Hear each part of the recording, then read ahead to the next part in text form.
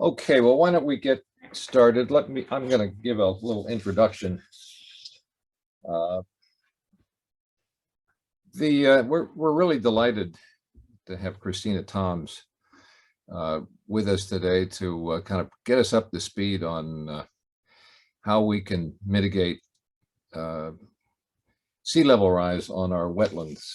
And the genesis for this was the Bayland Marsh issues. As you probably know, One Tam put out some options for addressing the problem of the causeway across Bayland Marsh, the old railroad grade, being increasingly flooded with king tides, and proposing three different options: raising the level of the causeway, or elevating the whole thing, or putting it around its perimeter. And our kind of knee-jerk reaction was that, well, it's a terrible thing to have that in the middle of the marsh. Why don't we go around the perimeter? Until Eva Buxton suggested that might not be a great idea, because we don't have to worry, we shouldn't worry just about the hydraulics of the marsh, but also about the rare bird's beak, some of which were around the periphery of the marsh. And we started looking at some of the literature on this and found that we really weren't up to speed, didn't have the knowledge to be able to participate effectively in the discussions that were ongoing about how do we mitigate sea level rise, not only protect wetlands and their integrity, but protect the rare plants that are, and we didn't know whether protecting the marshland as a whole would protect the rare plants, or whether we had to do something different. So we're interested in getting up to speed, and this may be the first of several discussions where we do this. So Christina, if you don't know, is an ecological engineer and a senior scientist with the San Francisco Bay Regional Water Quality Control Board. And there she specializes in the protection and restoration of aquatic ecosystems, exactly the kind of thing that we're thinking about, especially estuarine wetlands. She's also a member of the board of directors of state CNPS. So we are just delighted, Christina, that you're with us. She will give a presentation, and then we'll have an opportunity to discuss it. And you don't have to hold your questions. You can write them in the chat so you don't forget them. But we'll have plenty of time, hopefully, to consider them. So, Christina. Super. Well, thank you, David. And I really appreciate being invited to speak with you all. Since there aren't that many of us, I hope we can keep this kind of casual. I have a lot of slides. And so there might be some things here that folks aren't particularly familiar with. Because I have a lot of slides, I'm going to go through them at a pretty decent clip, but I'm going to try to not go through too quickly. If you have a pressing question, please just, I won't consider it an interruption. I think there's enough of us here where we can get through all this. So thank you. So again, as Woody said, my name is Christina. I'm with the San Francisco Bay Water Board, and I'm a director of CNPS. So it's really exciting. Usually I speak as one or the other, and this is kind of a unique combination where I'm sort of speaking as both here. So that's pretty nice. So before I begin, I just want to do a quick territory acknowledgement that I'm going to be speaking about the estuary broadly. I'm not just going to be talking about, in fact, I'm not actually going to spend a ton of time speaking specifically about Bayland, but I'm going to be speaking broadly about the challenges of estuarine wetland conservation in the San Francisco Estuary. And so I'm going to be talking about indigenous lands that have been stolen from multiple peoples, multiple native peoples, including the Ohlone, the Miwok, and the Patwin tribes. I want to acknowledge that colonization of these lands is ongoing for many reasons, including that few of these tribes are federally recognized. And so they often don't have a voice in the decision-making processes that affect their ancestral lands. And I think that's something that we all have a responsibility to reflect upon and address and reverse. So briefly, so the outline of my talk, I'm going to go through who am I and why am I talking to you and why should you bother to care what I have to say about any of this. I'm going to give a introduction to the San Francisco Estuary and its Bayland and nearshore habitats. We're going to discuss the forms and processes that support resilience and biodiversity in these habitats with a focus on native plants. Normally, when I talk about estuarine wetlands, I talk about the multiple benefits that they provide. I'm going to touch upon them briefly, but this is really going to be a native plant, native biodiversity focused talk. I'm going to talk about the impacts of Western colonization on these habitats and the continuing threats, the cumulative threats that are really posed by climate change. And I'm going to discuss some scientific and planning frameworks to support resilient biodiverse tidal wetlands and help CNPS members and conservation chairs and advocates really effectively advocate for effective conservation of these ecosystems, including, but not limited to, their native plants. So about me, I'm an ecological engineer, and that's a relatively new breed of engineer that is based upon integrating ecology into every step of the engineering design process. My work, I'm technically classified as a senior scientist, a specialist with the San Francisco Bay Regional Water Quality Control Board. We're a regulatory agency here in the Bay Area. We're responsible for enforcing the Federal Clean Water Act and the State Port of Cologne Water Quality Control Act, which was actually the inspiration for the Federal Clean Water Act. And my portfolio at the Water Board is broadly focused on estuarine wetlands and climate change, not just in the San Francisco Bay Area, but also along the outer coast. I also work on a number of statewide initiatives for the regional board and the state board that look at estuarine wetlands. So my portfolio broadly encompasses science, engineering, and policy. So science, I'm leading the development of the science content for a proposed regional wetland monitoring program that's focused on tidal wetlands. I provide senior technical review for pretty much every single major shoreline adaptation and tidal wetland restoration project that comes through our agency. And I'm also responsible for writing new regulations that are aimed at supporting and incentivizing nature-based climate change adaptation in the region. My focus is the interactions between physical and ecological processes. My background is in engineering. Both of my degrees are in engineering. I have 18 years of experience in estuarine wetland assessment, management, restoration, engineering design. And I've been a CNPS director since 2018. And that was largely born out of efforts, for those of you in Marin are familiar with this, but for folks from chapters outside Marin, I live in the Milo Baker chapter now. My husband and I moved up to Santa Rosa because we were never going to be able to afford a house in Marin. But for the 10 years that we lived in Marin, I started to lead these wildflower appreciation mountain bike rides. I'm a very avid hiker and mountain biker. In a former life, I used to be a competitive equestrian. And so I used to lead, or pre-COVID for many years, led these wildflower mountain bike rides. They're on a temporary delay because of COVID. But this is what got me really involved with CNPS and led to me being on the statewide board and led to me talking to you today. So I'm really grateful for all of that. So San Francisco Estuary and its Baylin habitats.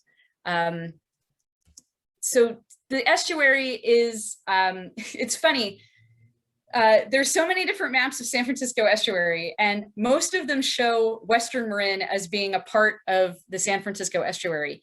And geographically they are, but ecologically they're not. West Marin does not drain into San Francisco Bay. It does not drain into the Golden Gate. There are a few coastal watersheds, and you've got the whole Lagunitas Creek watershed and Walker Creek watersheds that drain directly into the Pacific Ocean. So strangely enough, this map from 1995 is one of the most accurate maps of the actual area that drains to the San Francisco Estuary. So it's 60,000 square miles, the largest estuary on the Pacific coast, contains half of the state's freshwater, 90% of the state's coastal wetlands. Over 7 million people alone live in the Bay Area, but this estuary provides drinking water to over 25 million people throughout the entire state.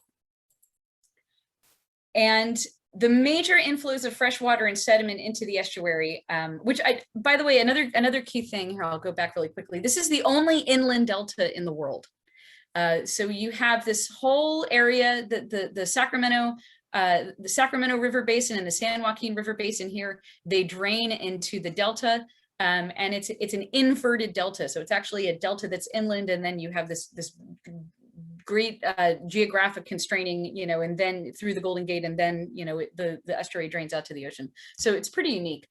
So the major inflows of fresh water and sediment are into the estuary are from the Sacramento San Joaquin Delta and local tributaries. Obviously, the supply of fresh water really varies depending on watershed, on snowpack and runoff and water operations in the delta. In terms of sediment supply, about 1/3 of the sediment that enters the estuary is from the delta, and about 2/3 is from local tributaries. So you have local tributaries such as the Napa River, Sonoma Creek, the Guadalupe River down here in the South Bay, Alameda Creek in the East Bay. And the fact that local tributaries provide 2/3 of the sediment to the estuary is important, so keep that in mind for later on. So we have these tremendous gradients of sediment and salt in the estuary due to the influence of the Sacramento San Joaquin rivers coming in and these other local tributaries.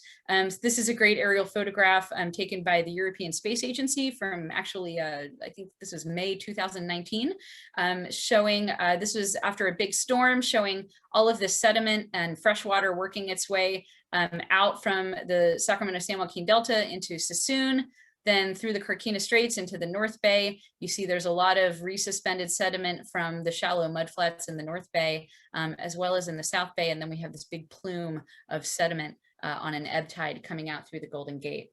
In terms of salinity, obviously it really varies depending on how much water is coming out of the Delta and our local tributaries. In general, the South Bay is pretty salty, comparable to marine salinity. The North Bay, you have increasing salinity as you've moved downstream from the Delta through Sassoon into the North Bay and then out through the Golden Gate. And then tides. We have what's called mixed diurnal tides in the estuary. That means that every day we have two tides of unequal height. So we have a higher high tide, a lower high tide, a higher low tide, and a lower low tide. If that's confusing, congratulations. That's your introduction to tidal hydrodynamics. Mature tidal marshes in the estuary are up around mean higher high water and above. So that's the average of all the higher high tides in the system.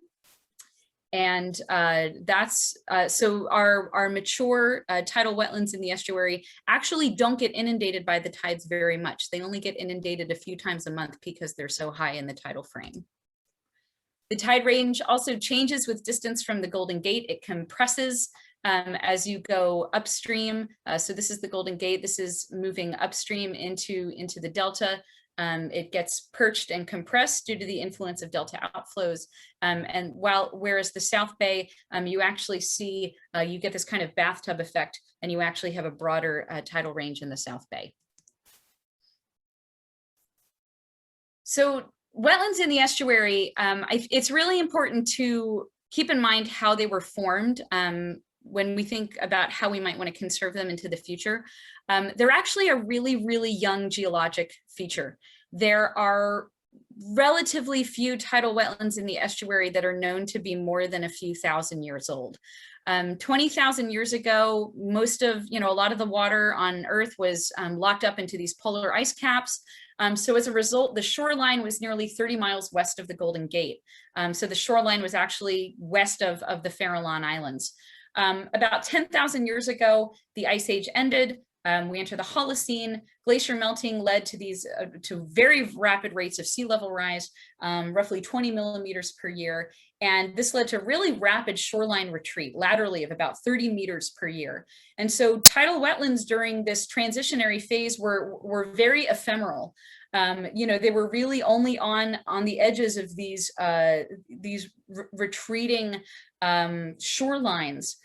And around 6,000 to 2,000 years ago, the rate of sea level rise slowed down from that post-ice age peak, slowed down to about 1 to 2 millimeters per year. And this allowed these very broad, extensive tidal wetlands to form around the edges of the estuary. And there was enough sediment and enough sediment deposition where the marshes could keep pace with that rate of sea level rise. And so you got these broad marsh plains with these dendritic channels, and that gave us the Baylens that were mapped. So this is roughly what the bay looked like in 1800, before, largely prior to Western colonization. We had about 190,000 acres, almost 200,000 acres of tidal wetlands along the edge of the estuary, 51,000 acres of tidal mudflats, and about 2,000 acres of natural salt ponds. These were largely limited to the portions of the East Bay that are subject to fetch. Dominant wind fetch in the estuary is from the northwest, and that created these somewhat burned natural salinas along the kind of central portion of the East Bay. And these 200,000 acres of tidal wetlands were broadly connected to a variety of habitats throughout the entire estuary. They were connected to uplands, they were connected to rivers and streams, they were connected to subtidal habitats that included eelgrass beds and oyster beds. And they looked a lot like some of the remnant ancient marshes that we have in the estuary, like China Camp and Rush Ranch and Point Pinole. They had really complex channel networks. They had abundant microtopography. So, remember, when your tides are going up and down every single day, very small differences in elevation can create huge differences in the amount of time and the frequency and the depth of inundation. And so that microtopography, the meeting of microtopography and tidal hydrodynamics drive a lot of the diversity in these systems. And they were connected to uplands. Here at China Camp, that upland edge is interrupted by San Pedro Road. But you can see here at Rush Ranch, there's an unfettered connection between the upland grasslands here and the tidal wetlands. At Point Pinole, you can see this connectivity between tidal wetlands and this estuarine barrier beach. We used to have a ton of barrier beaches in multiple locations throughout the estuary. And these were really, really diverse systems. So I want to dig a little bit into what was it about these historic marshes, and what are the forms and processes in these modern tidal wetlands that support biodiversity. Before I jump into this, any questions on kind of the basic building blocks of San Francisco Estuary? If you have a question, you're free to unmute yourself. Yes. Okay, great. I'm going to assume everyone's going to get a 10 out of 10 on the pop quiz. I actually do have a question. Yes. I have heard that China Camp Marsh and maybe some of the other marshes that we think now are good complete examples of complete marshes are actually rather new, and they were the result of the sediment coming out through the into the bay as a result of hydraulic mining. Is that true? So I'm going to talk about that a little bit in this section, but actually it's kind of illustrative. We can go back to, I can give a little bit of a preview. The answer is it's both. China Camp has both what we call millennial ancient marsh, so that, late Holocene, a few thousand-year-old tidal marsh. And then there's also Centennial Marsh, so marsh that built up on sediments that came out of the Sierra Nevada from the gold rush. And you can kind of see the transition between those two in your channel morphology. So the older portions of China Camp Marsh are back here. They have very dendritic, complex tidal channel networks. And the Centennial Marsh, because it accreted much more rapidly, has much straighter channels, which with a much simpler morphology. So you can see this too if you look out across from China Camp at the outer McInnes Marsh, has a very similar morphology, where the interior marsh has very dendritic tidal channels and the exterior marsh has very, very straight channels. So I'm gonna show a map later that shows you know, some of that Centennial Marsh. There's a lot of it, particularly in San Pablo Bay. Oh, thank you. Mm-hmm. So before we talk a little bit about what supports biodiversity, I want to talk about what we talk about when we talk about biodiversity. So we all know, we're CNPS folks, we know that California, the floristic province here, is one of 36 biodiversity hotspots in the world. We've got roughly 6,500 species of native plants here, you know, thousands of which are endemic. And so, you know, when we talk about biodiversity, we tend to talk about these rare and endemic species. But I want to encourage folks to think about a broader definition of biodiversity that includes both genetic diversity, which is locally adapted and distinct populations of rare and common species that are in unusual places, so ecotypes.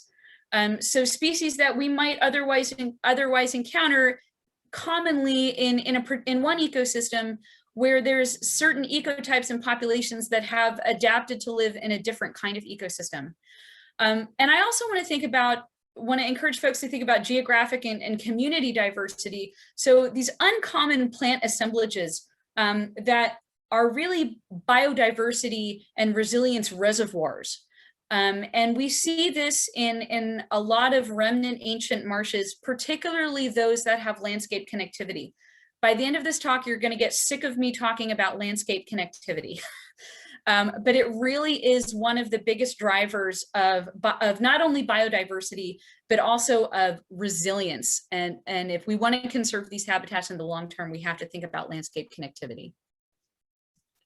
So typically, when we think about, we're CNPS, we're focused on biodiversity, rare endemic species. So we're thinking about rare species such as Chloropyrin meridimum, subspecies Palestra, which it's one of my favorite things to see when, back when I lived in Marin and frequently rode my bike on the bike path, on the Sausalito Mill Valley bike path. I very often created chaos by coming to a sudden stop and pulling off to the side and diving in and taking photographs of one of my absolute favorite tidal marsh plants. It's just exquisite. I love it. And there's other species, you know, that are technically, you know, they're CNPS listed, they're federally state listed, they're rare. California sea blight, Sueta californica, which was largely extirpated, completely extirpated from the estuary, and has only recently begun to be reintroduced as part of some experimental reintroductions in the estuary. Sassoon thistle, another rare plant found throughout the Sassoon region and southern, kind of the Contra Costa shoreline. These are the species we tend to focus on. They're rare, they're endemic, but I would encourage folks to also think about rare tidal wetland ecotypes, not just species. So for example, here's some goldfields, Lysthenia, and by the way, if it wasn't clear, I'm not a botanist. I butcher the pronunciation of these things, so please, I apologize ahead of time. But Lysthenia, glabrata, subspecies glabrata. This is an otherwise, relatively common terrestrial species, but we find it in tidal, salt and brackish high marsh transition zones, ecotones, especially where they're downslope from vernal pools. So here you can see the Lysthenia growing, integrated with, there's some Disticus spicata, some salt grass, and Sarcocornea, pickleweed. This is an uncommon ecotype. There's only a few places in the estuary where we see this ecotype of Lasthenia integrated in a high marsh ecosystem. Same with Johnny Nip, Castanea ambigua. This is again like the Lasthenia. We find it in high marsh transition zones, especially where it's downslope of vernal pools. Field sedge, Carex praegracillus. This is one that we especially see in high marsh ecotones where it's adjacent to wet meadows and those valley flats and those alluvial sediments that hold moisture later into the season. This can form, as you can see here. Here it's again prograding into high marsh. We see there's a lot of Disticus, probably some pickleweed farther to the left. This is not an ecotype that we see commonly throughout the estuary. Yarrow. There's a sand burial tolerant form of yarrow. There's a salt and saturation tolerant form of it that we see in brackish high marsh. These are not common landscape positions to see these species. And so they're specially adapted. They have evolved, their genes, they have evolved to be a special ecotype. And so even though, yarrows, you see it everywhere. This is a really common species. I have it growing in my backyard right now. These are rare ecotypes. We just don't see them in a lot of, they were formerly abundant. We don't see them in this form much in the estuary at all. So what are the conditions that drive local biodiversity? So it's things like geomorphology, topography. What are local elevations? What are channel densities? Are there tidal ponds and pans? Is the marsh exposed to waves? Does it have a wave-built berm at the outer edge? What are the substrates like? Where is there fine sediment, silts and clays? Where is there coarse sediment, sands and gravels? What is the drainage of the soils like? What's its porosity? What's its provenance? Is it a terrigenous sediment? Is it derived from uplands, or is it an estuarine sediment? Was it deposited by the tides? Inundation regime, frequency, depth, and duration of inundation by tides and floods. Salinity, both of surface water and pore water. Not just average salinity over the course of the year, but what does salinity look like during a plant's germination phase or during its growth phase? And then the plants themselves, are they annual? Are they perennial? Do they reproduce via seeds? Do they reproduce via clonal fragments or clonal spread?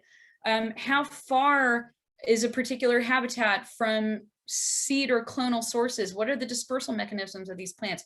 These are all the site-specific conditions that drive community composition and biodiversity. And there's also landscape context. Landscape context is really more broadly the driver, in a lot of ways with the site-specific conditions. So where is the wetland within the estuary? Is it in Sassoon? Is it in the North Bay? Is it in the South Bay? What is the dominant range of tides and salinities and sediment supply and sediment characteristics? Is the tidal wetland connected to watersheds? Storms, they really drive incredible spatial and temporal variability in salinity, in flood and inundation, in watershed sediment deposition, in the type of sediment that deposits on a wetland. Are they connected to uplands? Are they gradually sloped connections to uplands, or do they have very steep sloped connections to uplands? Are there, what's their aspect? Are they south facing, north facing? Do they support seeps or not? And are they connected to other habitats? Are they connected to other tidal wetlands, to beaches, to mudflats, to open water? These are, like I said, you're going to get tired of me saying landscape connectivity, but this is a huge driver of site-specific conditions. And so when we look, historically in the estuary, this is what biodiversity looked like. I mean, it's, we have these T sheets. These are from the U.S. Coast Surveys, which was a precursor to the U.S. Geological Survey, and NOAA back in the 1800s. They created these incredibly detailed maps of the tidal marshes in the estuary.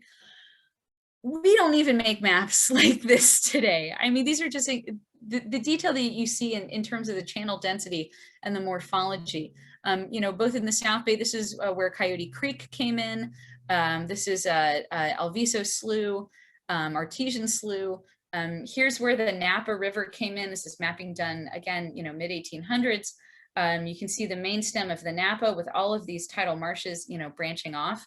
And they had, connectivity to uplands and to beaches, to rivers, to watersheds. This graphic is attempting to illustrate all the different types of transition zones, of connections between uplands and tidal marshes, where you could have bluffs or cliffs.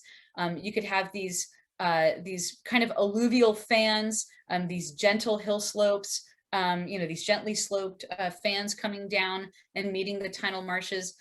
You can have actual rivers and streams discharging directly into the tidal wetlands, and sometimes passing through the tidal marshes and punching through out to the open bay.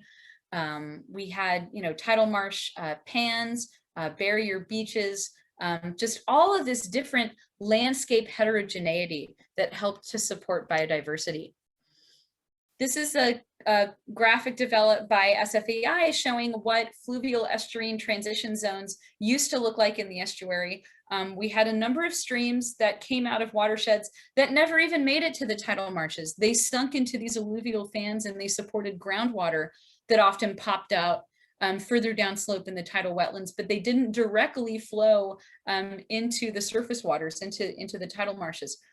Whereas some larger watersheds absolutely did. So again, Napa, Sonoma, Guadalupe, Walnut Creek, Alameda Creek, Corte Madera Creek, these systems discharged directly into the tidal marshes. And during periods of flood, their flows would go outside the channel and spread out over the tidal marsh, and they would spread their fresh water and their sediment loads throughout the entire tidal marsh. And that's how these systems evolved. They're incredibly, incredibly dynamic ecosystems. This is some vegetation mapping that was done in 2003 of a spectrum of tidal marshes in the North Bay. And you can see the influence of these rivers and the influence of landscape position on the vegetation communities. So this is Sherman Lake and Browns Island. They're in the western delta, right before you get to Sassoon Marsh. And you can see they're dominated by, bulrush, tule, common three square. Whereas we get into the Napa system, Bull Island, Coon Island, Pontoue, much more alkali bulrush. It's saltier, right? Like we're farther down in the estuaries. So now we're beginning to see, Scirpus maritimus, alkali bulrush. We're seeing the red is pickleweed, Sarcocornea. So these connections to watersheds and the position within estuary are just huge drivers of the species assemblages, that we see. Here's taking a closer look at biodiversity at China Camp. This is some vegetation mapping, somewhat to the alliance level, that was done at China Camp a few years ago. And we can see that, most of the marsh plain is pickleweed.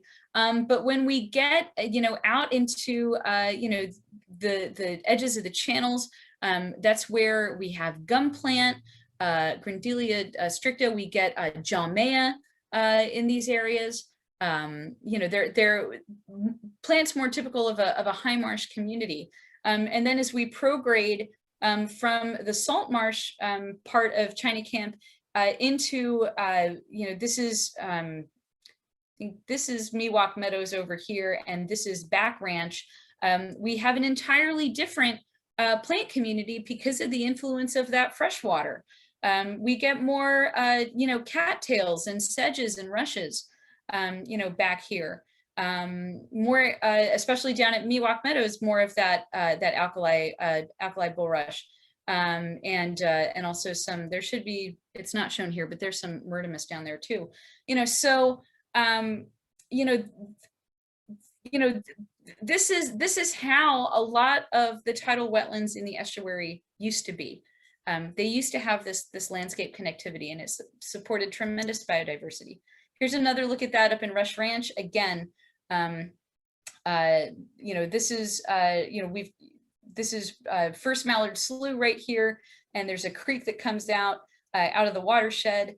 And so, you know, this is creating kind of its own little mini estuary, and this is supporting a more diverse wetland plant community in this region, as opposed to, you know, this is Second Mallard Slough that's largely missing that freshwater component.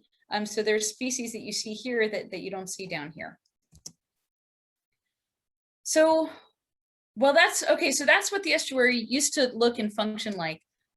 So what happened when Western white people moved here and started to colonize? So again, this is what the Baylens looked like in 1800. And this is what, this was the last complete mapping that was done of the Baylens. This is currently being updated by the San Francisco Estuary Institute, funded by the EPA. So we are going to have a new map. But in 2009, instead of 200,000 acres of tidal wetlands, we were down to 38,000. We had 52,000 acres of diked wetlands. Those are largely in Sassoon, which is managed brackish tidal marsh, primarily for duck hunting. A lot of ag land, especially in the North Bay, in the Napa, Sonoma, and Petaluma Baylens. Also, you know, here in Marin, especially in the Novato and northern San Rafael regions. In the South Bay, a lot of salt ponds. This pink is the, you know, artificial salt ponds, and more managed ponds, primarily the salt ponds that were purchased by the Wildlife Refuge and used, you know, used to support primarily shorebirds and waterfowl. So this is what that habitat loss looks like. So this was what the estuary used to look like. And you can see we've just had this tremendous loss of estuarine habitat, but particularly loss of tidal wetlands. This is what that looks like down in the South Bay. Anyone who's flown into Oakland or SFO is, you know, familiar with this. You know, this is, you know, the Newark region. Newark Slough, Maury Slough formerly had this incredibly diverse suite of tidal marshes that's now just a bunch of salt ponds. So we've seen an over 80% reduction in tidal marsh habitat since the mid 1800s. So roughly 190,000 acres reduced to roughly 40,000 acres of tidal wetlands in the estuary. Here's another look at what that looked like. This was I was one of the main restoration engineers on the Sears Point project. This is what it looked like back in the 1800s. That was what it looked like in 2004 before the restoration project there. So you can just see all of those tidal wetlands largely reclaimed to support agriculture. This drives really broad subsidence in the estuary. So when you take organic peat soils, and that's what wetland soils are, you take these very organic peat soils and you desiccate them and you dry them out and you expose them to air, they oxidize. They literally disappear into thin air. And so what that's meant is that a lot of the former tidal wetlands that were reclaimed, and especially ones that were reclaimed for agriculture, have subsided, have lost multiple feet of elevation to the point where the ground elevation is now roughly at or below mean lower low water. So it's roughly at or below the elevation of the lowest tides. Now remember, vegetation doesn't begin to colonize tidal wetlands in the estuary generally until we get to about mean tide level, the average of all the tides. We don't get mature high marsh until we're at the very top of the tidal frame, until we get to roughly mean high water. So not only have we lost a lot of elevation in our diked Baylens, but we've seen tremendous urbanization where we have cut off the marshes from uplands and cut them off from their watersheds. I threw these up here because this is in Marin. You know, we see Bothene, instead of Bothene Marsh having a robust connection to its uplands have been taken over by residential development. Everything that, you know, if you live in Marin and your house is on flat ground, you're probably living on an area that used to be tidal marsh, or at least a floodplain that used to prograde into tidal marsh. You know, so here's, you know, the Coyote Creek Valley, you know, here's the Highway 1 interchange. You know, this all used to be tidal marsh and floodplain. And, you know, same as Corte Madera now, you know, instead of tidal marshes gradually prograding into uplands, there's a levee and there's the mall, and there's Highway 101. So they've got nowhere to go. So this is what that modern landscape looks like. So our channels, our rivers and streams have been channelized. They've been disconnected from the tidal marshes, and the tidal marshes themselves have been disconnected from the landscape due to urbanization. And the tidal wetlands themselves have often been diked off from the tides and subsided. So, you know, before colonization, we had abundant tidal marshes with complex channel networks, a variety of connections to uplands, to rivers and streams in the Oakland Bay. We had tremendous spatial and temporal heterogeneity in hydrology, geomorphology, and landscape. And this made our tidal wetlands incredibly biodiverse and resilient.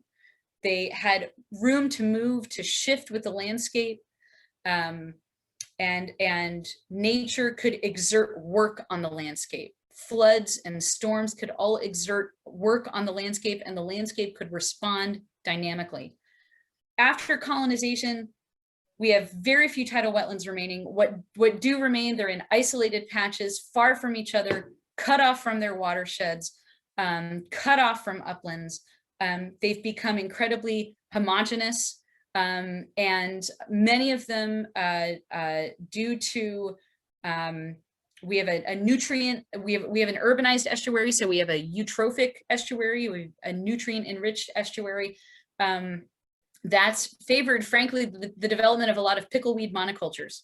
We've especially lost a lot of the rarer annuals in our tidal marshes, and we primarily just have our perennials, you know, like pickleweed, you know, spartina. That's what dominates most of our tidal wetlands these days. Then we've got sea level rise. So we've already seen in the San Francisco Estuary a rise of 8 inches over the past 100 years.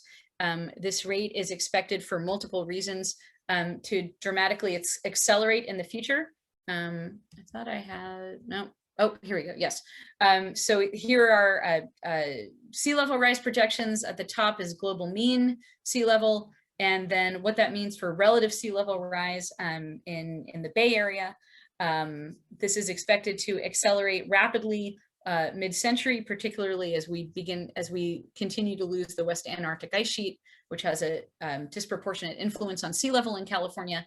And so we have a range of probabilistic estimates of sea level rise. But, you know, conservatively, you know, you plan for the best and hope for the worst, but there's a lot of momentum already built into the system. And so, you know, we're already looking at, you know, 1 in 200 chance of 7 feet of sea level rise by 2100. 66% probability of sea level rise by 2100 of, you know, roughly between 2.5 and 3.5 feet. But, you know, I tend to focus on these more conservative numbers because that's what I have to do for my job. Again, plan for the best, hope for the worst. So we have sea level coupled with decreased sediment supply, at least from the delta. And we've seen a step decrease in estuarine sediment coming out of the delta since 1999 due to the passing of this pulse of gold rush sediment. So we had hydraulic gold mining beginning in the 1849, and we washed, you know, we hosed away unbelievable volumes of sediment from the Sierra Nevada downstream into tributaries, which made their way into the Sacramento-San Joaquin Delta and worked its way through our estuary. Some of the first water quality laws that were passed in California were passed as a result of the impacts of hydraulic gold rush mining, driving flooding of downstream farms, because this is along the Yuba River in the Marysville region, where so much sediment washed downstream that it was clogging the channels and it was causing all the farms to flood whenever there was a small rain event. So that sediment made its way down to the estuary and led to what Paul referenced earlier, which is what we call Centennial Marshes. So these are marshes that rapidly accreted after the gold rush, after that sediment was working its way through.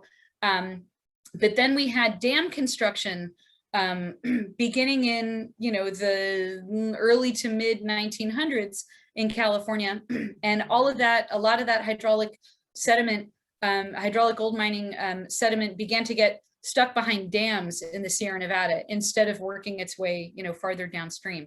So we had this big pulse of gold rush sediment. Now it's passing. We've seen a step decrease, and dams are further decreasing the amount of sediment that makes its way out of the Sierra Nevada and downstream into the estuary. We haven't seen as clear a signal in our local tributaries. This is a field of very active research. So while we know that we've seen a step decrease in sediment from the Delta, we have not yet observed a step decrease in sediment from local watersheds, but frankly, we don't really have enough data to quite know what's happening in our local tributaries. So we're studying that. And I'm one of the folks on a team of people looking at that. But what does it mean, this combination of rising sea levels and less sediment, to help wetlands keep pace with sea level rise? Well, it means that we are seeing and can expect to see more marsh erosion and drowning. So where sediment supply is high and slopes are gentle, wetlands can accrete, they can build elevation, they can grow deltaically, they can form ramps out into open water, they can transgress over adjacent uplands. But where sediment supply is low, they can still transgress, but they'll retreat. They'll form scarps. They'll erode. And this is even worse where wetlands aren't connected to functional estuarine terrestrial transition zones. Then they just get squeezed behind. They get squeezed in between rising sea levels and infrastructure such as housing and railroads and highways and pipelines and things like that. This is some modeling work that was done by a tidal wetland ecologist, Lisa Sheely, where she looked at what would happen to China Camp and Rush Ranch, to those marshes, under different combined scenarios of sea level rise and sediment supply. And basically under conditions of rapid sea level rise and low sediment supply, we can expect that by the end of the century, our tidal marshes, most of the tidal marshes in the estuary will instead be mudflats. They'll be unvegetated.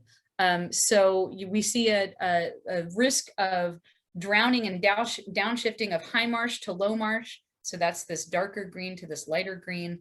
So high marsh goes to low marsh, and then low marsh converts to mudflat.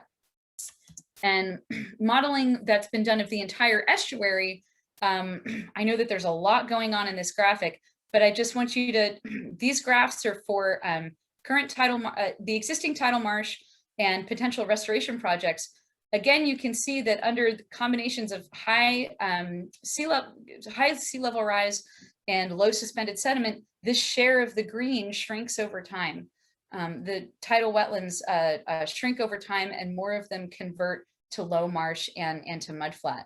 And it's really only under conditions of either low sea level rise, and especially low sea level rise and high sediment, that we see increases in tidal marsh over time. Even when sea level rise is high, or even when we have a lot of suspended sediment and we have high rates of sea level rise, we still see that over time we gradually lose our tidal marshes. Any questions about all that? I know that was a lot. You're getting a crash course in like a month's worth of estuarine geomorphology and biodiversity. Christina, I would just ask whether there are any ways to increase sediment at this point. That's exactly what I'm going to get into in this next section. So thank you for queuing me up very well, David. So in terms of, so I'm going to talk a little bit about scientific and planning frameworks to support resilient biodiverse tidal wetlands. So there are a couple basic principles, general principles that I want folks to consider. When we are advocating for tidal wetlands, we want to establish ambitious but practicable goals. I want folks to focus on processes, not just forms. This is not about protecting patches of plants. This is about sustaining whole, integrated, connected landscapes.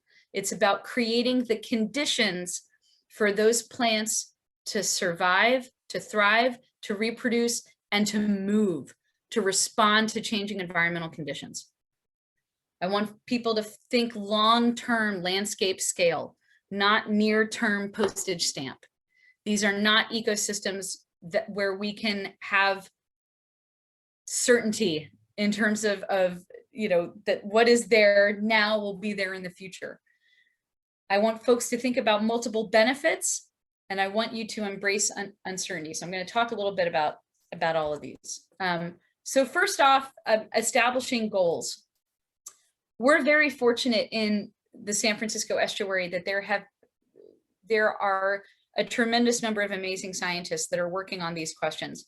For tidal wetlands, we've had two major multi-agency collaborative goal-setting efforts called the Baylands Ecosystem Habitat Goals.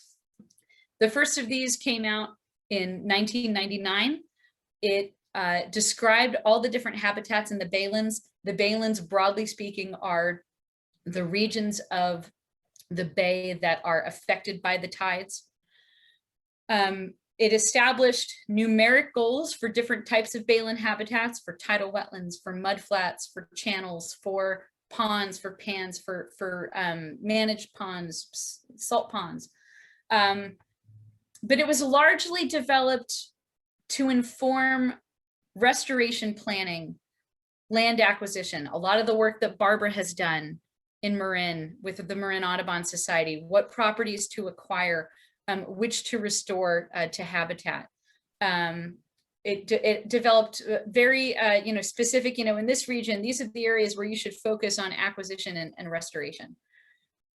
Then in 2015, we being broadly the estuary tidal wetland community, developed what we call BAYGOO, so the Baylands Ecosystem Habitat Goals Update. So this is the science update focused on climate change, focused on how, the first report was about recovering habitats from historic losses. The BAYGOO report is about sustaining that restoration in the face of climate change, which threatens to reverse the gains that we've made. We have been able to restore tens of thousands of acres of tidal wetlands in the estuary, but climate change threatens to undo all of that and threatens to drown the marshes that are left in the estuary. So this report is all about how we can support diverse, resilient Baylin habitats in the face of climate change. So I strongly recommend that folks who are interested in this in the San Francisco Estuary familiarize yourself with these documents, and they really provide the technical underpinning for a lot of the work that we're doing in the estuary. I would also point folks to this report, which was just recently developed by SFEI, funded in part by Marin Public Works and also by the Coastal Conservancy. It's called New Life for Eroding Shorelines, Beach and Marsh Edge Change in the San Francisco Estuary. And it takes a closer look at marsh and beach edge erosion, and how these processes affect each other, and how we can utilize how we can both restore beaches and marshes together to support that landscape scale resilience and those biodiverse habitats. So process-focused restoration. We no longer operate in an environment where we can look at those coast survey maps from the 1800s and say, we're going to take this land and we're going to make it look like what it looked like in the mid 1800s. The physical processes that formed that marsh thousands of years ago, the antecedent environmental conditions, no longer exist. So we cannot, it is a fool's errand, frankly, to try to precisely restore habitat form. What we need to do is restore habitat sustaining processes. So I want folks to focus on conserving the broader habitat, not just a specific patch or population of a species. Tidal wetlands are mosaics. The Baylens are a mosaic of habitats. You cannot tease out these patches of rare plants, these patches of rare ecotypes from the habitats within which they're embedded in the processes that sustain them. So it's really important to identify what are the physical and ecological processes that sustain that habitat now, not in the past. What can support them now?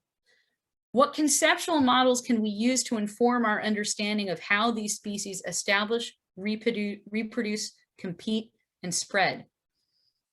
Understanding how physical and ecological conditions have changed from the past to now can help us understand what our knobs and dials are to turn in terms of how we can restore, manage, or otherwise adjust these processes. So I have, you see this, like all these little knobs and dials down here from a mixing board. These are the knobs and dials that we can turn. We can adjust hydrology. We can adjust sediment type and supply and delivery. And I'm going to provide an example, David, of sediment supply, how we can improve sediment supply. Some other knobs and dials that we can turn are ecological. We can help plants disperse. We can help them establish. We can help them compete. I have a whole other slide about this, but we exist in a highly urbanized estuary. We want to give Mother Nature the room and the space. We want her to do the work, but she can't do it all because we have modified the environment too much, frankly. So we really need to identify what are the knobs and dials that we can turn to support the processes that support the species. So this is where conceptual models are really important. And this is an example of a conceptual model. There's lots of different ways that people make conceptual models, but what are, it's understanding things like what are your drivers of change, your factors that control form and function in an ecosystem. What are the key processes of ecosystem evolution? And what does that produce in terms of ecosystem conditions and functions? So it's really important to understand this. So for example, at Bothene, we talk a lot about, and I don't want to go down a rabbit hole of talking about Bothene because frankly, it's been a couple years. I had a baby last year, and so I missed a bunch of meetings about Bothene. So I am not completely up to speed on the latest strategies for what's happening at Bothene. But Bothene is an example of you've got Coyote Creek. Coyote Creek is separated from Bothene Marsh. Coyote Creek is no longer exerting a physical influence on Bothene Marsh the way it used to. You've got the railroad embankment that is artificially constraining tidal hydrology. It's too small of a size. The tides are artificially choked in that system. It doesn't drain well. So it has an artificially constrained inundation regime, and it's causing the marsh to drown. It's causing high marsh to downshift to low marsh, and low marsh to downshift to mudflat. Meanwhile, because Coyote Creek is constrained, it's been highly developed, it's a highly urbanized watershed, there's a lot of sediment that it creates in the flood control channel. So this is a concept, Peter Bay, dear friend of mine, most of you probably know him, came up with this concept to beneficially reuse dredged sediment that's dredged out of Coyote Creek by Public Works, by Marin County Flood Control. There's basically two kinds of sediment that come out of most creeks. You've got your fines, your silts, and your clays, and then you've got your coarser stuff, your sands, your gravels, even your cobbles. There's cobble that comes out of Coyote Creek. It's a very steep, very erosive watershed there. And so the idea was, well, let's beneficially reuse the fines that we dredge out of Coyote Creek to artificially recreate the deposition of splays of fine sediment that the marsh used to get when the marsh was connected to Coyote Creek. Remember, these marsh vegetation, you've got either your annuals, well, and this is a gross oversimplification, but you've got your annuals that colonize fresh and disturbed sediment, and you've got your perennials that spread through clonal fragments and kind of creep along and are very burial tolerant. Pickleweed, very burial tolerant. Pickleweed can grow over bushes. It can trellis. Disticus, burial tolerant. Spartina, burial tolerant. And so these species evolved getting buried by storms by a foot of sediment. Not uncommon before, when we had our tidal marshes connected to watersheds, to have these giant lenses of fine and coarse sediment deposit on the marsh plain that would then provide habitat for these annuals, for these tidal marsh annuals, and then would gradually over time be colonized through clonal spread of the perennials. So this is a way to artificially recreate that process, again, with a focus on the process, to create the form, the habitat that the species need. In this case, birdspeak, which really likes coarse sediment, and in Bothene is largely found on very old splays of coarse dredge material. So we can reuse the fines to create these splays and to create these gently sloped regions of the marsh that go from mid-marsh to high marsh to estuarial terrestrial transition zones. Give the marsh space so that as sea level rise marches upslope, the marsh has somewhere to go instead of just being pinned between rising sea levels and infrastructure. And then we can also reuse the coarse sediment to create a barrier beach, an artificial barrier beach to help minimize scarp erosion of the eroding outer scarp at outer Bothene. And kind of looking at, for example, Point Pinole or Outer Bear Island, where we have these tidal marshes with estuarine beach edges, we get tremendous plant diversity. And again, it's this interplay between, this dune overwash or beach overwash, these splays out into the tidal marsh, creating these lenses of coarse material. It's figuring out how we can facilitate heterogeneity in the system. And what is, again, these are largely homogeneous systems that are isolated from the processes in the landscapes. They're isolated from the processes that would otherwise drive heterogeneity in the tidal marsh. This is another Peter graphic from the New Life for Eroding Shorelines, but this is kind of taking a new look at living shorelines, how we can kind of retrofit our urbanized tidal wetlands, where we have our tidal marsh, with that backs up to, a very steep sloped levee, where maybe we've got a railroad embankment, or we've got, Highway 101 or Highway 80 or an office park or who knows what, where we can,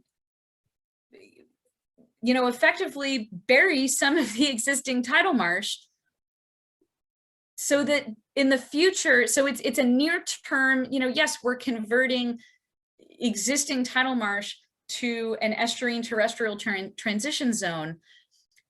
And so sure, in the near term, that's a loss of tidal marsh acreage, but what we're facilitating is a more complete marsh with better landscape connectivity that has an opportunity to have room to move upslope as sea levels rise. So, you know, and this may be our only hope for marshes, particularly those in highly urbanized settings where they have nowhere to go, where they're at risk of being squeezed between open water and infrastructure. That creating these more gradual ramps, these more gradual transition zones, gives the marsh an opportunity to transgress over upland habitats driven by rising sea levels. We can think long-term, so long-term landscape scale. One of the biggest things we need to, one of our biggest priorities needs to be in the near term, not making our lives difficult for us farther down the road. You don't want to do something in the near term. You don't want to take an adaptation action in the near term that's going to make it more difficult for you to have landscape connectivity and restore habitats in the long term. So phased adaptation pathways are a way of thinking about this. So phased adaptation pathways, they identify what to do, when to do it, based on predetermined environmental thresholds. So you can say, all right, when we reach, half a meter or half a foot of sea level rise, that's a decision point that we want to start acquiring and preparing and restoring migration space. So this is the lead time that you need, and then that's when you actually start to do it, right? It's a way of thinking through a sequence of actions so that you don't make near-term actions that you'll regret in the long term. It allows you to deal with uncertainty and allow for flexibility over time. This comes from a document that I'm about to show you called the Adaptation Atlas. We're working on a new phase of the Adaptation Atlas that will get into this a little bit more, get into this idea of phased adaptation pathways a little more.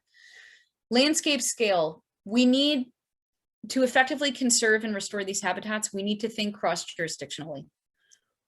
Climate change does not obey county boundaries, municipal boundaries, special service area boundaries. We need to plan across jurisdictions, and the Adaptation Atlas does that. So the Adaptation Atlas this is something that the Water Board funded SFEI to do, and it uses what's called operational landscape units. These are larger than a city or town. They're smaller than a county. They're based on governing physical processes, both on the watershed and on the estuarine sides of things. And it's basically a unit at which coherent climate change adaptation planning will be effective. And what the Adaptation Atlas does is it breaks down the entire bay into 30 of these landscape units, 30 of these operational landscape units. And then for each unit proposes a suite of nature-based climate change adaptation measures that cross traditional jurisdictions, but would be effective to maximize the resilience and the diversity of estuarine habitats. So here's Richardson Bay. Here's, it maps the numerous types of nature-based climate change adaptation measures that may be feasible. So there's a map like this, and there's explanations of all these different measures for each unit in the bay. So when we think landscape scale, I don't just want folks to think cross-jurisdictionally, but again, reconnecting tidal habitats to terrestrial and fluvial habitats. Think of the Baylens, think of tidal wetlands and other Baylin habitats as a quilt. This is, maybe some of you have seen this. This is Linda Gass. She's an artist in the South Bay down in Palo Alto. She does art quilts with a focus on aquatic ecosystems. And they're amazing. I highly recommend you check out her website, Linda Gass, Gass. Think of the Baylens as a mosaic of habitats. And you've got certain patches in certain places right now, right? And it's a quilt. Think of it as a quilt, right? So you've got certain patches, they're certain colors, they're in certain places. Climate change is going to change where those patches go and what color they are. And the hope is that in the long term, when we look at that quilt, we'll get the same general impression, right? There will be similar amounts of pink and blue and green, but maybe they'll be in different arrangements. They'll be in different locations.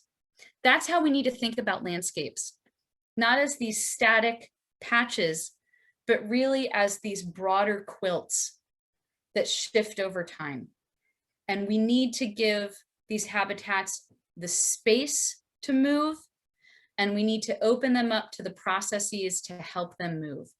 And that's what landscape connectivity to watersheds and uplands does. I want folks to think about multi-benefit projects. Yes, we are from the California Native Plant Society. We are focused on native plant conservation. But tidal wetlands provide a suite of other benefits, and we do ourselves a disservice if we don't also acknowledge those benefits and collaborate with other stakeholders that are interested in those co-benefits. This is showing an example of what's called a horizontal levee, which is a way of taking reclaimed treated wastewater and using it, applying it to a very gradually sloped ecotone, a very gradually sloped levee, to recreate a type of habitat that was formerly common around the edge of San Francisco Bay, where we had freshwater marsh grading into brackish marsh, grading into salt marsh. Those wetland gradients have been largely eliminated because we've channelized our creeks and our rivers, and they all discharge, turn them in the flood control channels, and they discharge straight into the bay. They don't spread out over the tidal marshes anymore. So this is a way to recreate some of that habitat, some of those habitat gradients. It's a way of further treating wastewater before it enters San Francisco Bay. So we get pollutant removal, we get nitrogen and phosphorus removal, we get removal and transformation of emerging contaminants, such as pharmaceuticals and drugs like that. And we're creating more habitat for fish and wildlife. And we're, by creating this, this gradually sloped, this horizontal levee, we're also helping to protect areas inland from sea levels and from wave action. We've created this tremendous slope that means that the flood control levee behind the marsh doesn't have to be as high anymore because the marsh is attenuating wave energy. This is a very complicated graphic that basically shows that waves, when waves hit marshes, they get smaller. So they're incredibly important to protect both the built and natural environment from waves and floods. Here's another graphic showing how they improve water quality. They provide fish and wildlife habitat. Here's some of our listed species: salt marsh harvest mouse, the ridgeways rail. If Barbara were here, she'd yell at me, but I'd say that of course you're going to have an endangered species when you name it obsoletus. Maybe we should stop using that as a species name. It's bad luck. Chinook salmon, Delta smelt, longfin smelt, all of these, you know, we should collaborate with other stakeholders and recognize that tidal wetlands are valuable, not just because of the habitat that they provide to native plants, but because of the values that they provide to wildlife, the values that they provide to people, the values that they provide to communities, to recreation. And I want to especially call out our environmental justice communities in the Bay. A lot of our most economically vulnerable communities, places like the Canal District, places like East Palo Alto, that are suffering the legacy of hundreds of years of disenfranchisement and racism and discrimination and redlining. These are the communities that are most vulnerable from sea level rise. They're the most vulnerable from lack of access to open space. And so tidal wetlands can be an especially valuable thing for these communities to provide flood protection, to provide recreation opportunities, to provide green space. We really, really need to think about that. I want folks to embrace uncertainty. This is a adaptive management. I wanted to throw this up here.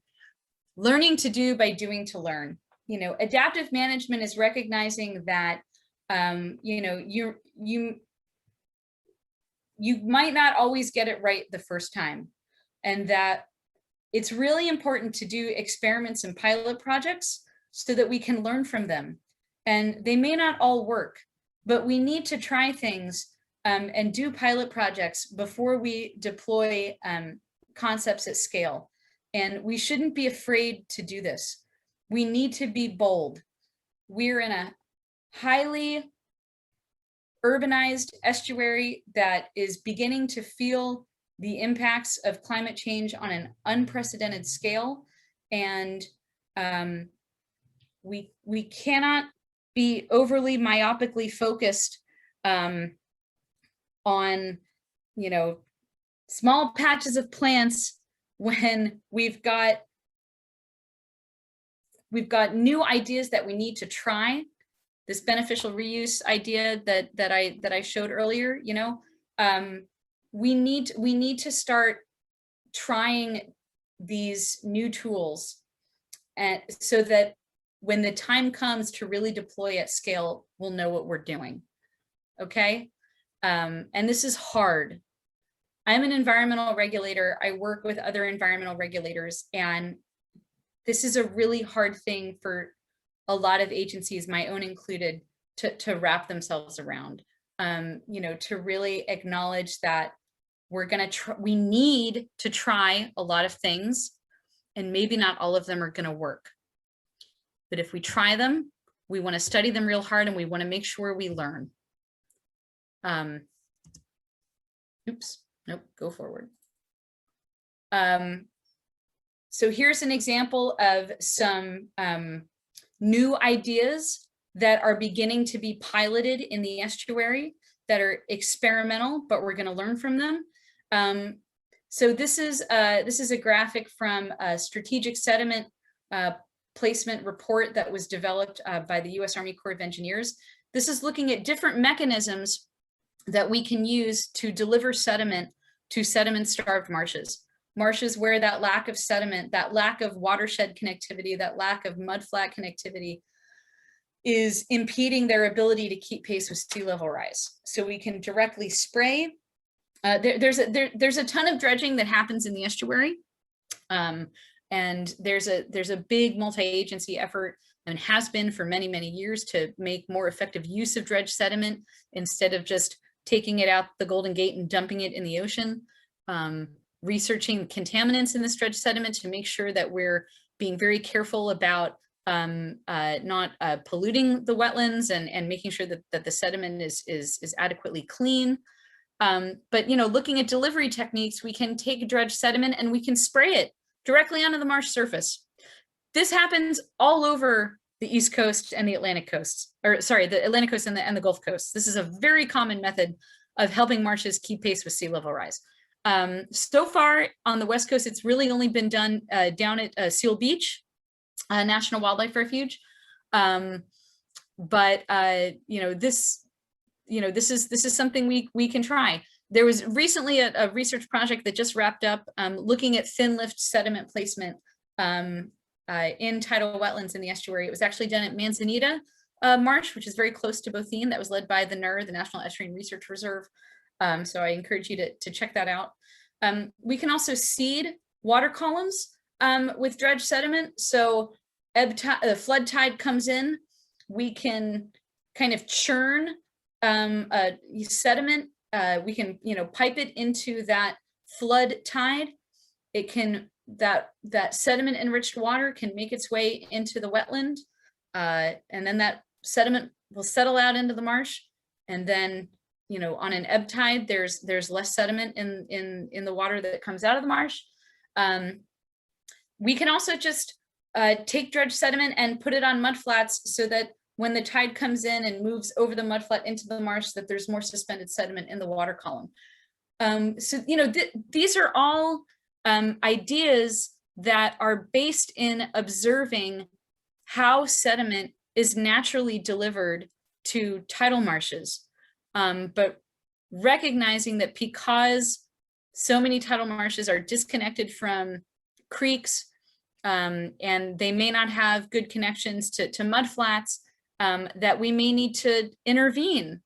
And so the Army Corps and the Coastal Conservancy and my agency, we're collaborating to kind of figure out, how can we do this? How can we set up a pilot project? What do we want to study? How do we learn from that so that we can deploy these ideas at a broader scale when we need them later? And later will be here soon. So in conclusion, the estuary formerly supported a really diverse mosaic of Baylin habitats, including but not limited to tidal wetlands.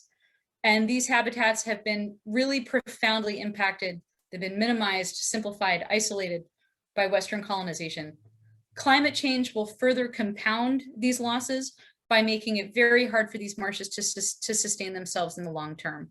They will either drown or downshift, or they'll be squeezed between rising sea levels and a hardened bayshore edge, which is why nature-based climate change adaptation approaches are so necessary. I highlighted physical and ecological forms and processes at the site and landscape scales are necessary to maintain biodiverse, resilient tidal wetlands. So when you're thinking about how can we protect Bothene Marsh, how can we conserve Bothene Marsh, how can we conserve other estuarine wetlands outside of San Francisco Bay? What are the physical and ecological forms and processes at the site and landscape scales? Identify those, develop your conceptual models, figure out how you can, and figure out what knobs and dials you can turn to maintain biodiverse, resilient tidal wetlands. An effective conservation planning must be goal-oriented, process-focused, developed within a long-term landscape scale framework. You cannot think near-term postage stamp. You must think long-term landscape scale. So I know that was a lot. It's almost an hour and a half later. These are my 2 email addresses. I'm going to turn on my ceiling fan because it's become about 100 degrees in my office here. It's west facing. So I'll take your questions. But first I'm going to pull my blinds and turn on my fan. Well, that was extremely impressive, Christina. The scope that you gave us was just amazing, and it's a real challenge to think about taking all those factors into account. But that's the way reality is. Yeah, I wish I wish I had more. I wish I had simpler answers. And part of this is because, I typically speak to very technical audiences, and I do want to apologize that I know I covered a lot, but I really want to emphasize that, yeah, these are complex systems, and they require, really robust frameworks for how we think about protecting them and conserving them. Yeah. Paul, did you have your hand up? Actually, I was clapping. Oh, okay, Laura, I see. But I do have a question, and this is this assumes that we do have good landscape connectivity. It seems that in the literature, there's a lot of support for the idea, sort of the "if you build it, they will come" approach. In other words, we don't really have to replant plants because the propagules will be there if we give them a place to alight. Is that pretty much still the idea? I'll be totally honest, this is probably a better question for Peter, but I think that idea of "if you build it, they will come" assumed a degree of landscape connectivity that simply just doesn't exist anymore. We think about, tidal, or, seed banks in forests, here in California, where, we have these fire followers, right? And these seeds, sit around for decades and decades, and just wait for the right, conditions to appear. And when the conditions appear, they have this explosive, period of growth and reproduction, and then they gradually get out competed. But the seed bank is there, right? I don't think we can really make that assumption in our tidal marshes for a number of reasons. So one is obviously the remnant patches of biodiversity, and I should pull up. I have a map. Here, I'm going to stop sharing my screen for a second, and I might restart it if I can find this graphic.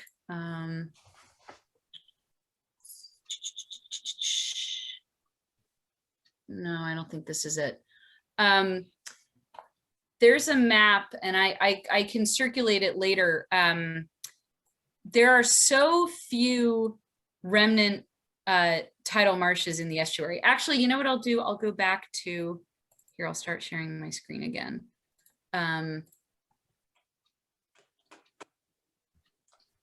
If I go back to, here we go. Everything that you see in green is tidal marsh. Most of that, We're not seeing it yet, Christina. you're not seeing my screen? Oh, hold on. Okay, now are you seeing it? No, huh? There, Now? yes. Okay, Yeah. there we go. Sorry. I mean, green is tidal marsh. Okay. So we've got, I could go through one by one the notable patches of ancient marsh in the bay. We've got Petaluma Marsh here in the Petaluma Basin, Older Coon Island, Fagan Marsh, Rush Ranch. This is a Peytonia Marsh, Browns Island. There's a bunch of patches of older marsh integrated with Centennial Marsh here along the Contra Costa shoreline. Inner Greco Island, not Outer Greco Island, just Inner Greco Island. And there's a tiny little patch of marsh here at older Warm Springs Marsh and older Dumbarton. And there's a little chunk, I think it's over here at the upper edge of Newark Slough. That's it. Our reservoirs of ancient marsh tidal diversity are so few and far between, and so tremendously disconnected from the rest of the landscape, that I don't, and especially given that, most of our tidal wetlands are accreting on sediment, a lot of which is still gold rush sediment. It's newer bay mud, it's not older bay mud. I don't think we can necessarily assume that if we build it, they will come. And I think, Peter would argue, and this is being recorded, so if I put words in his mouth and I'm wrong, I'm going to hear about it. But that, we have to think, we have to be very thoughtful about how these species reproduce, the mechanisms that they use to reproduce, and how we can take advantage of those mechanisms to help them out, to help them disperse, to help them establish in places where we can create habitat for them. This is not transplanting for mitigation projects. I think a history of poorly planned and poorly executed mitigation projects has created this idea that transplantation is a failure and is a bad idea. And I think instead, I don't think that's a helpful framework. I think what we need to think about is where are the species now? What are the conditions that sustain them there? And what can we do to help them bridge the gap between where they are now and where they're likely to be in the future? I think the next person I saw, Laura.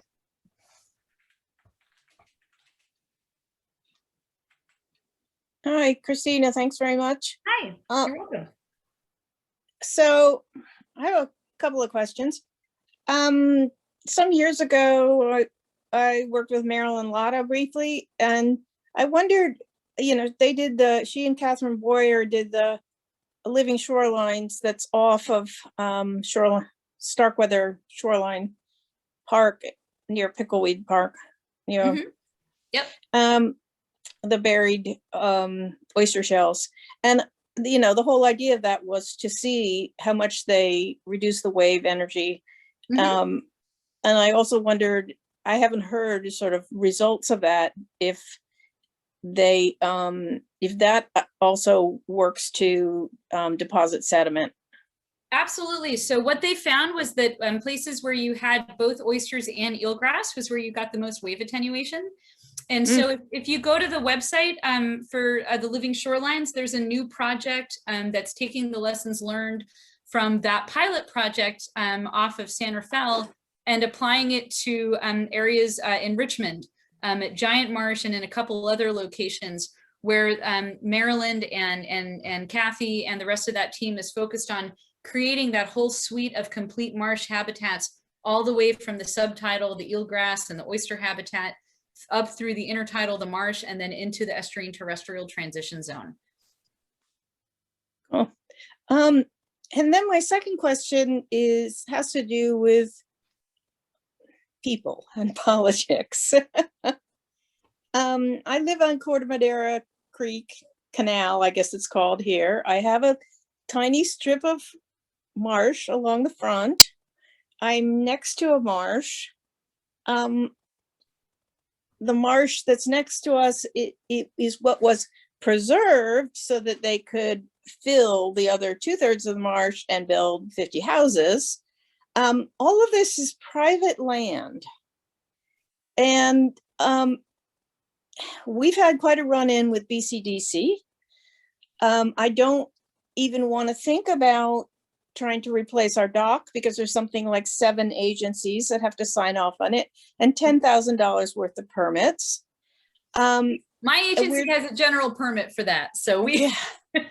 Where people are almost letting them fall in because they can't afford it. We're having an ongoing argument with the marsh next door because it's private land and they think they can do what they want with it.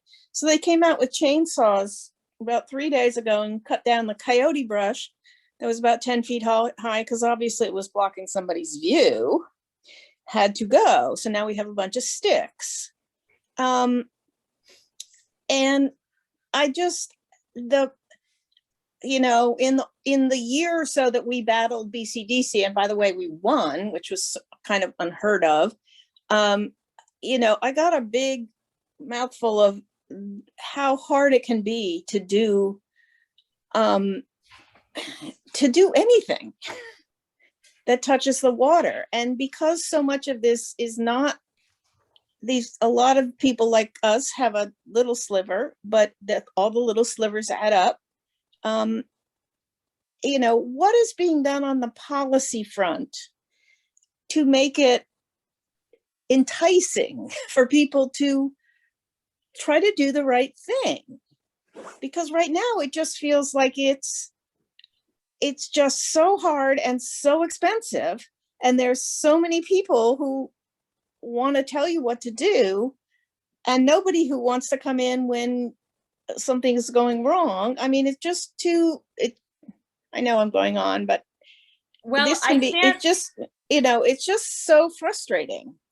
And to me, the bureaucracy, the policies, the permits, all the stuff that was designed to help prevent stuff from happening hasn't prevented anything.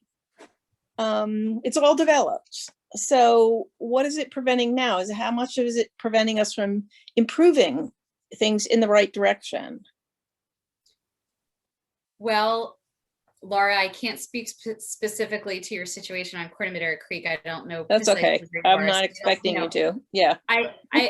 I would argue, to be totally honest, it cuts both ways, right? I've had conversations with homeowners that live in the Spinnaker Point or is it Spinnaker Point? Is the Golden Hind, that neighborhood over in Corte Madera, south of the mall? Mhm. And, you know, their houses are on areas that used to be tidal wetlands. And they've said to me, well, how long do I have, you know, before my house is underwater? And I said, well, you know, I'll be honest, like it's really not great, you know, like I wouldn't want to be there in 30 years. And they said, oh, well, I'll be dead by then, so I don't really care. I don't know what the answer is. You know, I work for an environmental regulatory agency, and my job is to protect the beneficial uses of San Francisco Bay and its habitats. And we have regulations that, you know, it's our job to protect and restore the beneficial uses of the bay. And our regulations apply, you know, to homeowners and to developers and to, you know, the restoration projects have to jump through the same regulatory hoops that the developers do. You know, I worked on Sears Point, and it took 10 years for Sears Point to go from idea to implementation. You know, and a lot of that was for this project design and you know, engineering, and then going through CEQA and doing an EIR and getting all the permits. And that exists because even projects that are done with good intentions can very quickly go awry. Good intentions aren't enough to prevent bad things from happening to the estuary. And, you know, we certainly, you know, my agency, you know, we try to work, you know, cooperatively. In Marin, you know, specifically, there's the permit coordination meetings that I presume you've participated in or are aware of, where Marin actually, you know, pays staff, you know, to get together representatives from all the different regulatory agencies. And so for things like dock replacements, we have a programmatic permit for small, you know, dock replacement, you know, to make it easier for homeowners so that they can, you know, keep their dock, or, you know, replace their dock and not spend, you know, forever in permitting. But there's broader conflicts. You know, Marin is one of the few counties where homes are actually directly on the bay. Most of the rest of the bay, the actual bay edge, is industrial and commercial development, not residential. And, you know, Marin has a lot of unique vulnerabilities. It also has a lot of unique resources that a lot of other counties in the region don't have. And I think in Marin, there needs to be a lot of self-reflection at looking at the vulnerabilities, and there's going to be a lot of hard decisions that are going to have to be made, you know, in the future, about housing and sea level rise resilience and transportation. And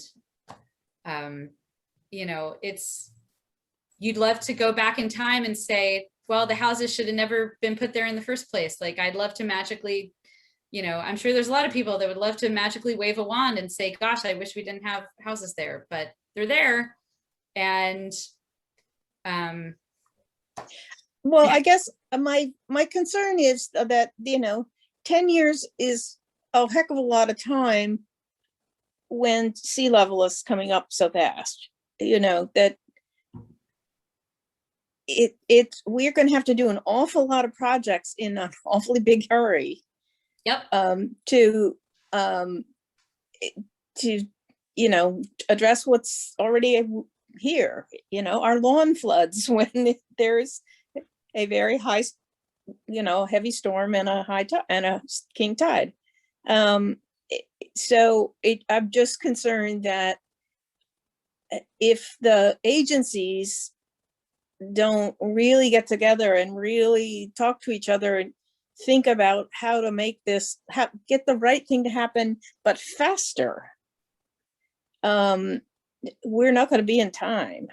Well, I wouldn't lay that entirely at the agency's feet. I mean, the agency's, I'm in charge of leading a policy update for my agency that's going to provide improved clarity about how we incentivize nature-based climate change adaptation, and making it easier, making our permitting processes easier.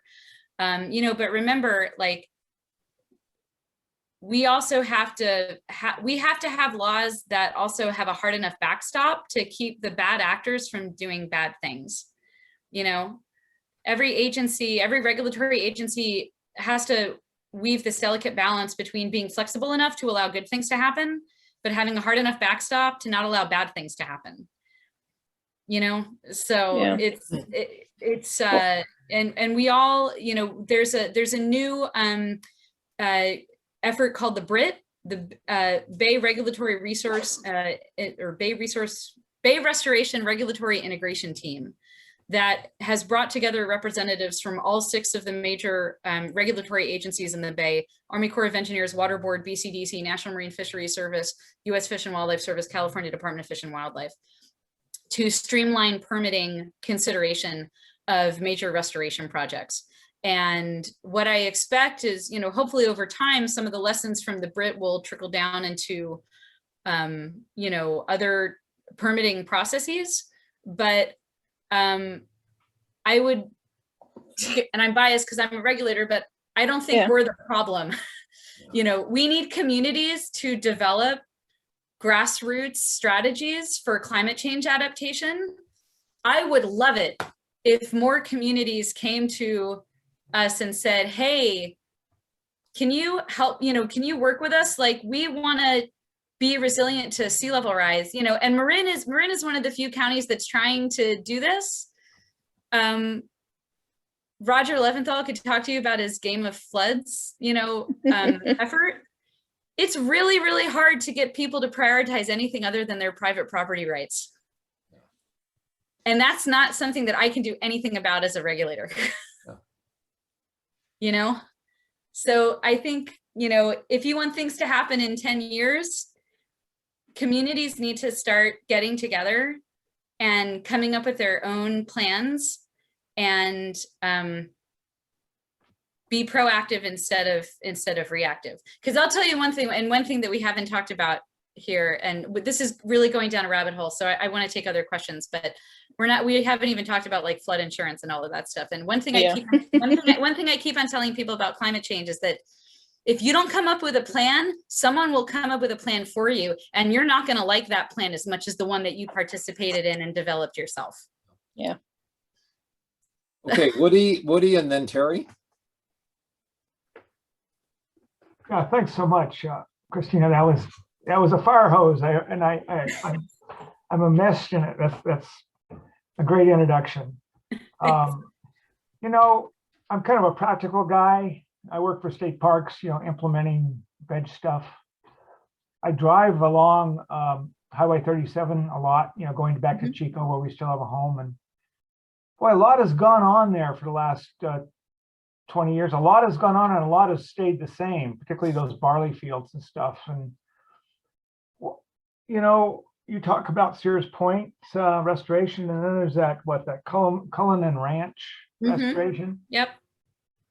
Every time I go by, I wonder what's going on. I've looked at the website a couple times, but boy, would you care to comment about that stuff? It really seems to be a big work in progress with a lot of potential, and then not because of private ownership. So yeah, well, I can speak broadly. So there's a big planning process that's going on with Caltrans right now called PEL. And I'll be honest with you, I don't remember what that acronym stands for right now. It's been a long week. So there's a really broad process that's looking at Highway 37. It's been broken up into a couple of segments. The first segment is from Highway 101 to 121. This is segment A. Segment B is from 121 to the Mare Island touchdown, or Mare Island Bridge, and then this is segment C over here along Vallejo. there's currently Marin County Public Works and MTC and a contractor, TY Lin, along with a company that I used to work with, Environmental Science Associates. There's a big planning initiative that's coming up with with alternatives for this segment. Can you guys all see I'll see Google Earth? Yeah. Okay. Yeah. So there's a broad planning effort for the whole alignment, and then they're moving through sequentially with these more specific planning efforts. So I'm part of it's another acronym. It's basically another technical advisory committee that's looking at different alternatives for this segment, and actually, figuring out like what are the environmental outcomes that we want to achieve? How can we best facilitate that? The water board, we're on the record. We have a number of letters into Caltrans that we think as much as possible that whatever infrastructure is put in needs to facilitate, the movement of water and sediment back and forth in between San Pablo Bay and the Napa-Sonoma Baylands. My hope in the long term is that means a causeway. I think putting it up on a raised levee is going to require way too much dirt. There isn't going to be enough dirt. We're already dirt limited for projects, frankly. I don't think there's going to be enough dirt to be able to put it up on a big levee. So I'd love to see it up on a causeway for as much as possible. That's not going to be cheap. No solution here, is going to be cheap. But that's kind of, they're working through this incredibly, complex process of what are their transportation objectives, what are their environmental objectives, how do they marry the two, what does that mean in terms of alternatives, and then you've got the whole environmental assessment process that you've got to jump through. So it's a long-term visioning process. I'm pretty sure there's a whole website about it. I can find it and put it in the chat, but you can find a lot of the documents about this on the website, and it talks about the different segments and different possibilities. And I wish I had a more definitive answer, but we're literally like in the thick of it right now. And there's actually going to be a public, if you go to, I think, the MTC website, or again, I'll find these links and I can send them out. You can sign up to be, they're having these public meetings where they're gathering input from the public about Highway 37. Because that's a big part of, there's like this whole technical review process, and then there's another public engagement process. So you can totally attend that and see all the materials and get up to speed. Well, I wasn't so much focused on Caltrans' efforts or what they're going to be required to do. Although I do think I've heard about an elevated causeway, and I know Jerry Merrill in our neighborhood here was advocating it. In fact, he was going to local jurisdictions and wondering if they wouldn't put in a toll road there, and he got shut down real quick. So nobody wants to pay for anything. But I was just more concerned, more interested in actually what's going on the dirt. Like there at Cullinan. Oh, like specifically here at okay. Yeah, no, you don't have to get down in the weeds about it, but it just, and then there's those the barley farming, or where the grain farming that's going on, and when is that gonna be no longer tenable? And then you got your Sears Point restoration. I just wanted to remark on the fact that there's a hell of a lot going on there, and I'm internally curious. As I drive Highway 37. That's my only relationship to Highway 37. Thank you. Okay, no, so I can go through it really quickly. So Cullinan, so this part got open at the tides a couple years ago. So this part is Tidal. This part of Cullinan right here, they're actually taking dredge material to raise the substrate elevation. So I talked earlier about subsidence, now how you have to raise the substrate elevations. So they're taking in dredge sediment at Cullinan to raise those substrate elevations so that when they do restore it to tidal action, it'll be relatively high and we'll be able to vegetate very quickly. that's something, that breaching I think is probably going to happen within the next year or so. COVID kind of threw everything sideways for a while. But we've been talking to the contractor here, Ducks Unlimited, about finishing up, you know, the finished grading before they breach. Some of these properties over here, I think this is the Detgens property. I think this has been acquired for restoration by, it actually might be by Caltrans as eventual mitigation for Highway 37 work. I'm not entirely sure. Tubbs Island receives biosolids from the city of Vallejo. That's how Vallejo gets rid of its biosolids from its wastewater plant. They get deposited here. I don't know what the future holds for Tubbs. The city of Vallejo certainly wants to keep it for as long as possible because it's where they bring their biosolids. They'd have to identify an alternative site for their biosolids disposal. It's harder, it's more complicated to dispose of biosolids now because of new state laws about methane, greenhouse gas reductions. So I couldn't really tell you what the future holds for Tubbs. Skeggs, so this part is a seasonal wetland enhancement project done by Ducks Unlimited a couple years ago. The rest of Skeggs is a little bit in planning limbo. It's such a big hole. It's a big hole to fill. And so if Skeggs were to be open to the tides, it would be a tremendous amount of tidal prism that would be coming in and out. We'd probably lose a lot of this fringing tidal marsh in Lower Sonoma Creek. And it's unlikely, this may never be able to naturally accrete enough sediment to restore in a tidal marsh. So there's a couple different folks who are thinking about Skeggs and you know, how we might be able to develop a long-term plan to restore Skeggs. But yeah, it's a tricky one. It's a big chunk of property. Does that answer your? And then the strip marsh, I actually want to point this out. This is the Centennial Marsh that Paul had mentioned. This is all marsh that accreted very, very rapidly on gold rush sediment. And it's got this big bare spot because this is an entirely wave built platform. And so there's no drainage channels. So it was the same problem here at Outer Sonoma Creek. Friends of mine did this project to excavate a tidal channel, build some high tide refugia, and that's gradually eliminating the bare spots. They're beginning to revegetate. We need to do the same with this part of the strip marsh because this is all this pickleweed. I mean, if you go back when I moved here, 2001, it's really disturbing the amount of pickleweed that we've lost out there. Here we go. Whose land is that? Who administers that land? Gosh, you know, it's most of it, it's probably a mishmash of Caltrans, state lands, and the refuge. I'm not certain what the precise property boundaries are south of the highway. That's just fascinating. Thank you very much. Yeah, you bet. Terry?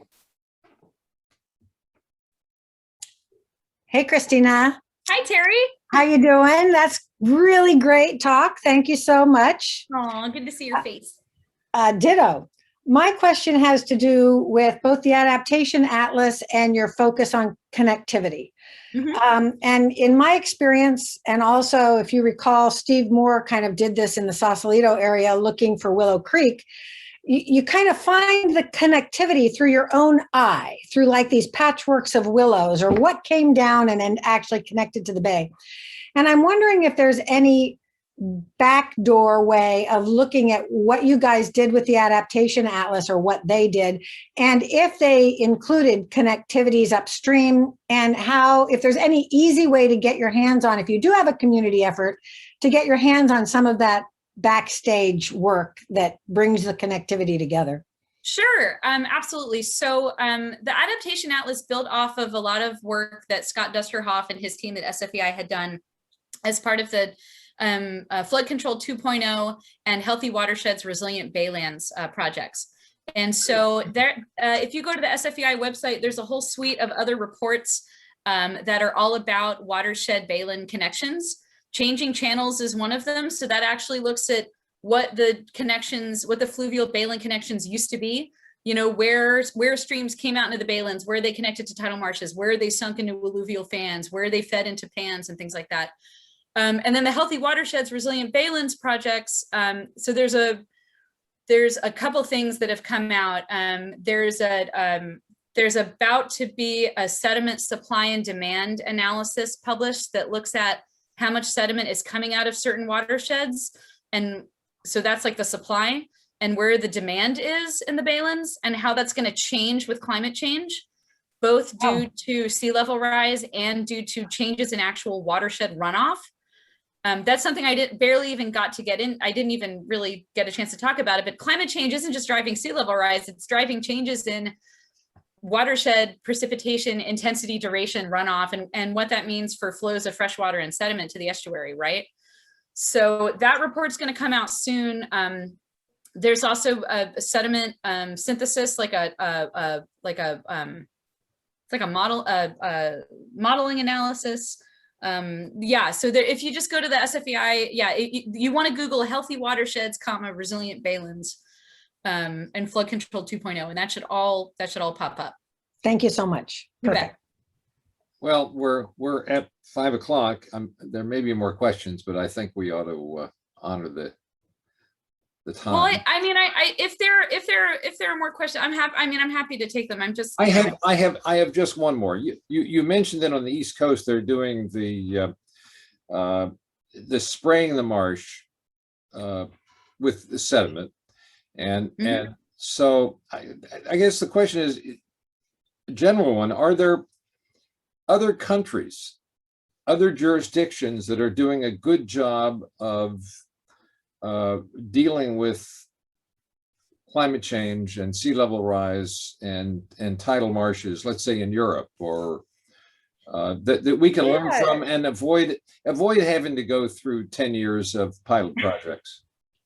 That's a really good question. So certainly in the Netherlands, or sorry, Holland. I always get it mixed up. Holland, the one with all the dikes.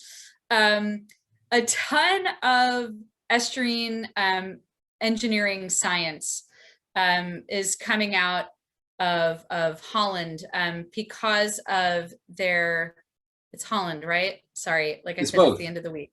It's both. Yeah, it's okay. They're doing a ton of research into shoreline, nature-based adaptation, nature-based approaches to shoreline adaptation. They have this thing called the sand engine, where they're seeing how they can reconfigure shorelines to get beaches and dunes to naturally form and evolve. You know, so they're taking a very, like, you know, the goal of their goal is to not have tremendous infrastructure failure that floods their country and kills millions of people, right?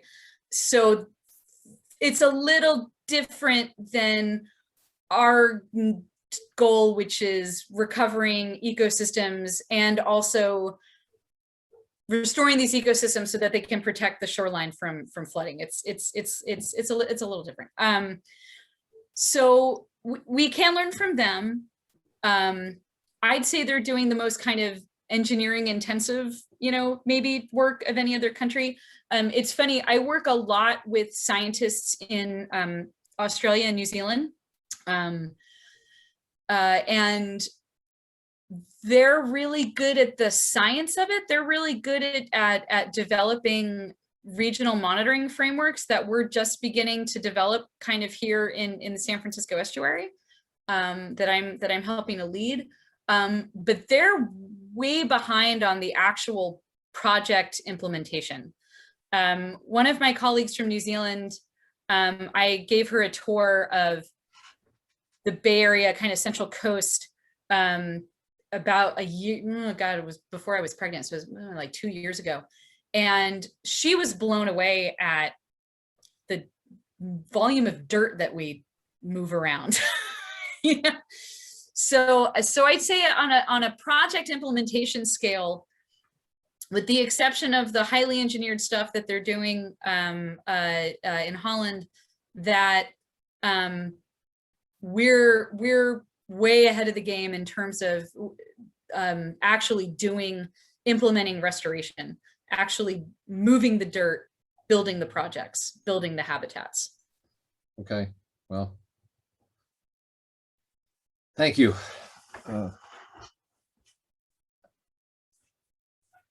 Okay, I see there's things in the sorry, I haven't been monitoring the chat. Did I actually say plan for the best, hope for the worst? I meant plan for the worst, hope for the best. Sorry. You said it twice. Oh God, That's why I wrote it down. I'm sorry. It's been a long week, like I said. yeah, I think you've really covered it, and you know, my takeaway is think big and deal with process. I mean, there's so much detail there. I can't master that, but it was so important to get that, at least get in my head the overview of how to think about these projects, so that I'm taking in the future the right information and not focusing on the small. Well, I'm glad. And if there's any follow-up, I can send a follow-up email with resources. If there's any specific questions that folks have, you know, please, you know, don't hesitate to hit me up. And I'm really grateful for this opportunity, both as, you know, someone who does this for a living at the Water Board and as a director of CNPS. I really want to be a technical resource for all of you. So please don't hesitate to get in touch. Well, we're so grateful that you took your time to do this, because it's been a huge help to us. So many thanks. Super. All right. Okay. Thank you all for Great. Thank you, Christina. Thanks so Thank much. you. All of Thanks. you have a wonderful weekend. Please take You care of too. yourselves. You too. Okay. Take care.